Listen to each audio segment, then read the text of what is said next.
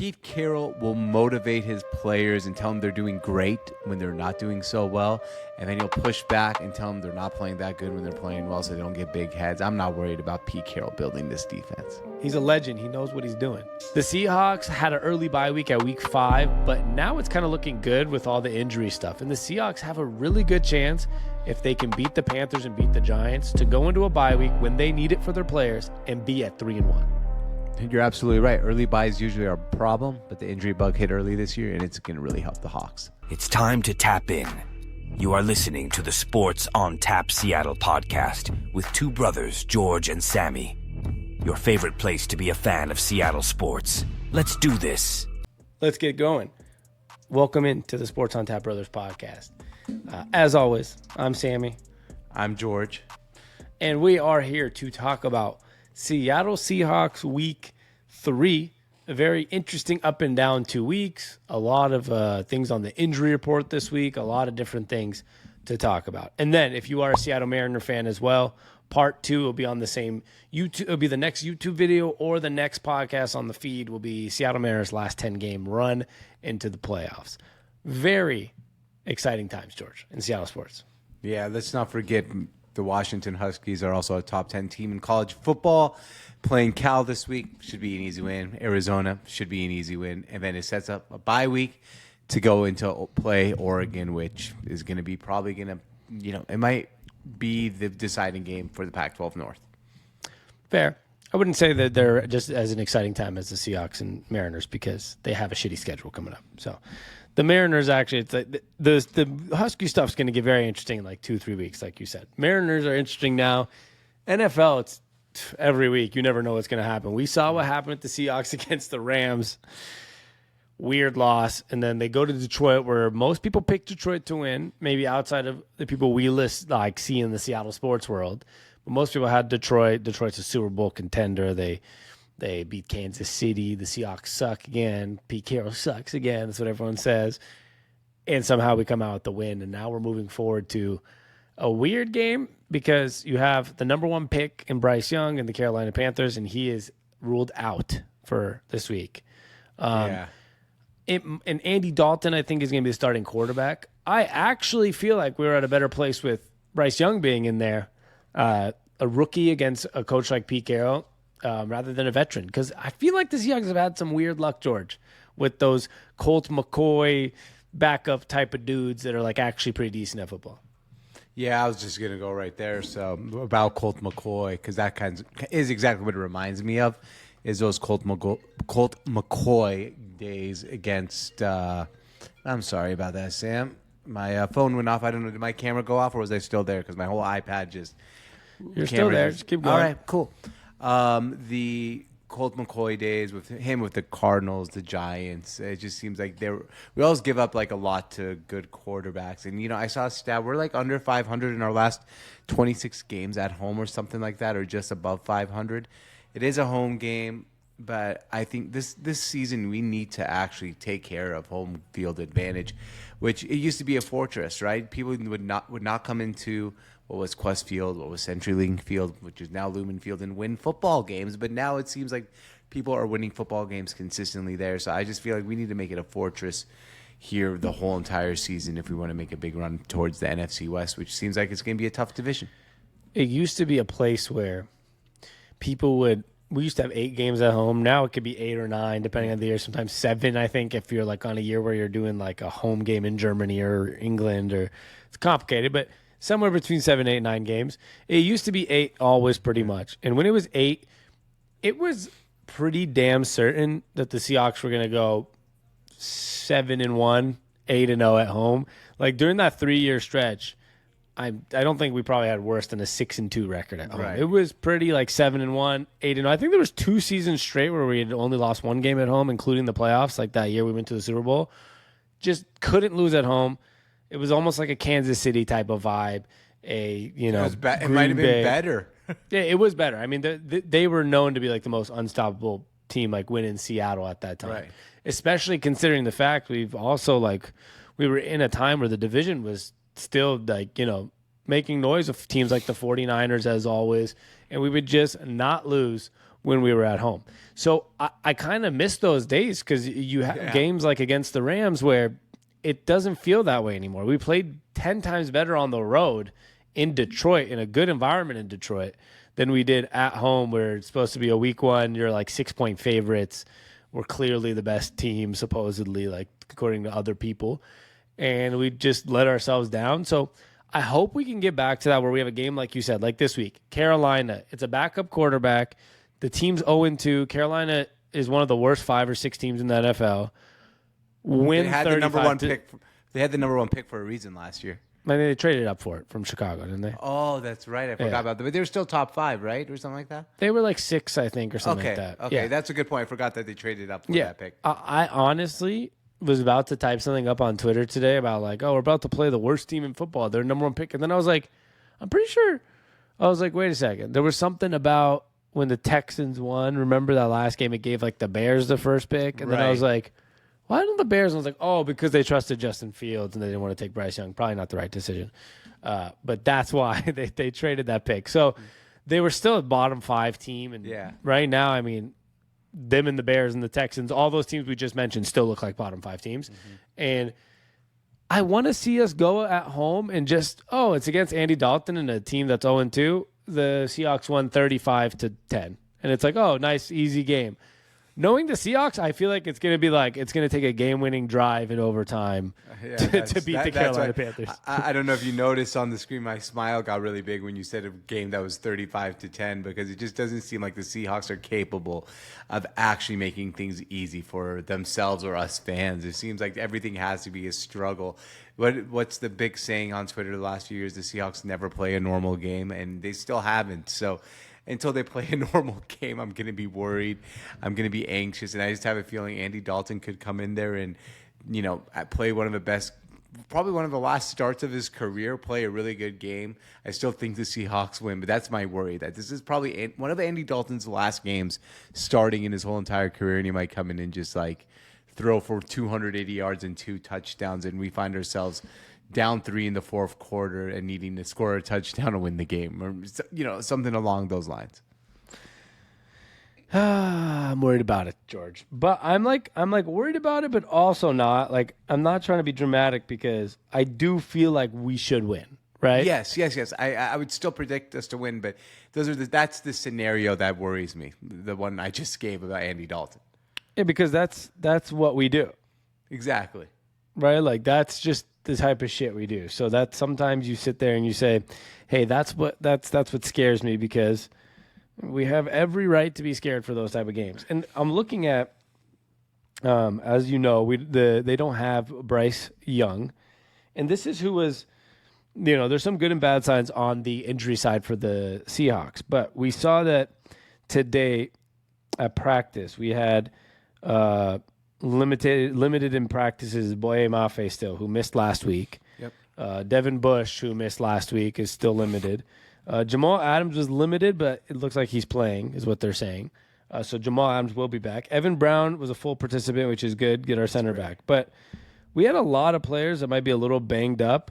There was 11 non-participants today, including Quandre Diggs, Damian Lewis, Jordan Brooks sat today, but they're saying they're just getting Thursdays off. But I will say the Seahawks did have somewhat of a bad luck injury bug to start the year. I mean, despite having, a pretty no super duper major injuries, it's like Jamal Adams never got ready. You lost 2 offensive linemen. DK Metcalf got banged up already. Tyler Lockett got banged up week 1 already.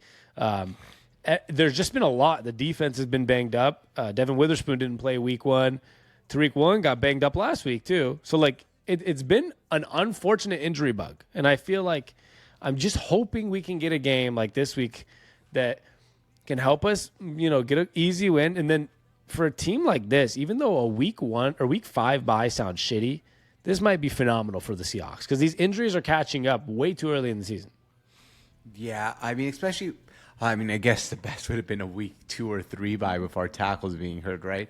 But that's not really possible. It's a little too early. There used to be a day in the NFL, and I still remember this when I was younger, that teams actually had week 1 bye weeks. And there was a time where the Chargers, in the, I think it was the AFC West at that time, or I forget exactly the division, or they were in the NFC, whatever it was. All three teams lost in a division. They didn't play, and they were in first place at 0-0. I don't know why. Start of the year. Yeah, I don't know why I still remember that, but there was a time you could have a week 1 bye week. But yeah, like you said, I totally agree with you. I feel like an early bye week for us this season, which typically I don't like because you want to get that bye week late in the season before you get in that playoff run. But this year it seems like it is needed early because the injury bug has caught us nice and early. Yeah, it's been very unfortunate how the injuries have added up. But that's why this week's very important, right? Like, let's get a clean week. Let's try to blow out a bad team at home. Stay healthy. Get ready for the Giants, who today I think we're going to really find out. They play today, Thursday Night Football, against the 49ers. Right. We're going to find out what the Giants really are. Because week 1, they were asked. They lost by 40. You had to come back 28-0, right, against Arizona, who's supposed to be the worst team in the league. So the Giants were really crappy for 6 quarters, and then good for 2. Let's see today against 49ers. But the Seahawks have the chance, and that's the reason I bring that up is if the Giants aren't very good, the Seahawks do have a really good chance of, after an embarrassing week 1, to potentially win against the Panthers and Giants and go into week 5's bye week at 3-1. And the whole season's completely different than what we thought coming out of week 1. So being healthy this week, and I feel like getting a definitive win is extremely important for this team moving forward for the season. Yeah, I couldn't agree more. One thing that does worry me, and I don't want to look too far ahead because we got this week's game, is that the Monday Night Football game against the Giants is coming off a huge amount of rest. They play Thursday, and they don't play till the following Monday, and they play at home. So all advantage goes to the Giants on that front, but hopefully they're just not a good team. And I was going to say, based on it just depends how good or bad they are. We don't know. Yeah, and I mean, I think it was last season teams that came off playing the 49ers were 1-15 the next week or some crazy stat like that. The Niners are a physical team, and hopefully they rough up the Giants a little bit tonight and lose, since they are in our division. But rough them up and lose. That way the Giants, follow that trend and lose to the Seahawks next week too. I am rooting for the Giants. Me too. Which is there's a very random team. I feel like I've never went into a situation really rooting for the Giants that much, but today I was like, oh yeah, Giants, my team. Yeah. 10 point underdogs. I'll take them. You see that one quarter against Arizona? This team's legit. They're back. They're back. One good quarter against the worst team in football. That's what happens when you talk crap about Danny Dimes on Twitter. People, I mean, he heard everyone talking shit, and Danny Dimes had to come back against Josh Job and the Cardinals. Good job. Jesus Christ. This is going to be a very interesting week, though, for real. I think one other topic that I just want to get into is with the Seahawks as well. I feel like, and we talked about this briefly earlier, but I feel like, when we're the super favorites, not just at home, but when we're super favorites, it always ends up being a crazy game. Yeah. When we have everyone picking for us, I have the NFL game day picks. Everybody picked the Seahawks. It was week 1, everyone picked the Seahawks. We lost. Week 2, everyone picked Detroit. All 8 people on the panel, and we won. And now all 8 picked the Seahawks. And I'm like, for some reason, when people get behind the Seahawks, I feel like it goes bad for a week, and then everyone writes off the Seahawks, and then they get good again for a week. Yeah. I'd rather just be consistently good at this point. It's so frustrating, really. I think me and you were the only 2 people left not only 2, but one of the only 2 people left who still believed in Pete Carroll and the Seahawks heading into last week. And now everyone's back believing, and my concern is exactly what you said. It comes back and bites everyone in the ass. Yeah, I think we were 2 of the people left outside of, let's say, I think Pete it's Carroll. Hard. Well, yeah, no. Some of the Seattle sports radio guys, like Brock and Salk, do an interview with Pete every Monday. I'm sure they wouldn't go online and talk about him being a crappy coach. Yeah. But if we're talking about truly independent people talking on YouTube or podcasting in the business, a lot of people wrote off Pete Carroll pretty quickly, and they have been. A lot of people from different Seattle sports outlets have been, hey, why don't you guys ask him tougher questions about his shitty defense? And why don't you guys do this? They're getting mad that people aren't, in the Seattle Times testing him a little more at Seattle Sports Radio. And the reality is, he knows they have a shitty defense too. He's not unaware of this. Well, and the defense was a lot better last week, by the way. I know we gave up a decent amount of points, but it's getting better. And at the end of the day, it's our personnel. Our personnel is not phenomenal. We don't have the best defensive line. This is what it is. What matters is can we balance enough where the defense is okay enough and the offense does what it keeps doing, which is put up a shit ton of points. Now, if the offense doesn't put up a lot of points, we're probably going to lose games, but that's how the team's built. We're built with a good offense that's supposed to score a lot and a defense that is supposed to make plays when they do. And I think that's the last thing that I'll say about this and the defense and this whole coming up week. What we saw last week was against a way better offense in the Detroit Lions. Actually, would you consider them top 5?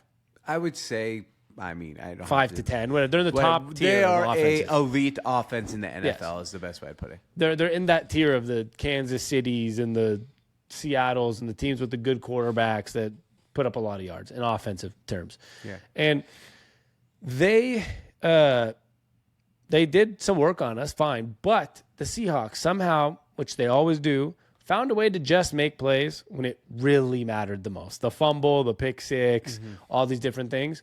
And at the end of the day, I believe in Pete Carroll for one reason, like very specifically is, I think you mentioned this on our last podcast. No matter what goes bad, he's obviously a good motivator, a good coach to get people out of ruts. And like even the defense, oh, you're playing bad. We just need one big play. Keep your heads up. Stay happy. He's not the angry old coach. It's like our defense fucking sucks and he's angry.